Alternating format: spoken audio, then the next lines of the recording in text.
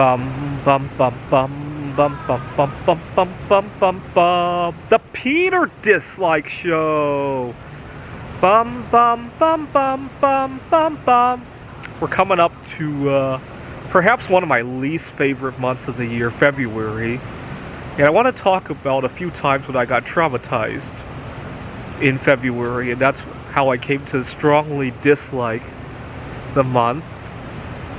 I was living in Seattle one February, or actually it was January, that I had gotten into a disagreement with my roommate, and I moved out of one apartment into another apartment, and I moved in at the beginning of February, and so February is the shortest month of the year, so before I knew it, I got an email reminding me that rent is due. I'm like, really? That quickly?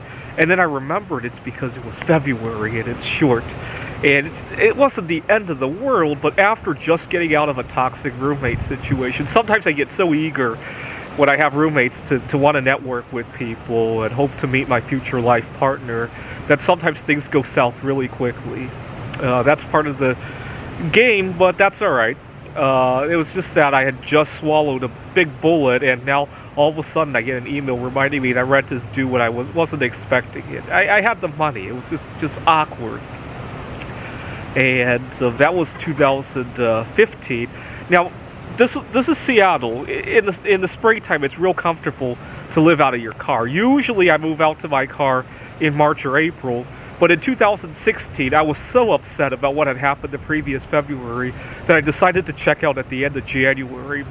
I was living in a month-to-month apartment. I decided to check out at the end of January so I could avoid that drama. And I remember on Groundhog Day 2016, we were predicting an early spring, and that gave me a nice warm fuzzy feeling. Even though I don't really believe that stuff, it still gave me a nice warm fuzzy feeling. And so I lived out of my car that spring, and I got to travel a little bit, so it wasn't the end of the world. Now in 2017, it was Valentine's Day 2017. I make it a tradition every Valentine's Day to go out by myself. Even if I'm dating somebody else at the time, I'll still find time to go out on a date with myself on Valentine's Day, just to spread the word. This year it will mark the 14th time that I've done this, if you can believe it. But I got really shitty service on Valentine's Day 2017. I had gone to a Chinese restaurant. It was a buffet restaurant. They had a few things I could have there. Usually buffet restaurants are a little bit trickier. But the waiter was anxious to get me out of there, asked me to pay before I had finished. And you could tell that he was eager to clear the table, presumably because he expected that a table of two or maybe a family might tip a little bit better. Who knows why.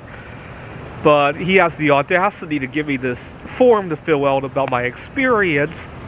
And I wrote on there the food was great, but the service, this guy got to accept that not everybody's going to be in a traditional relationship or something like that.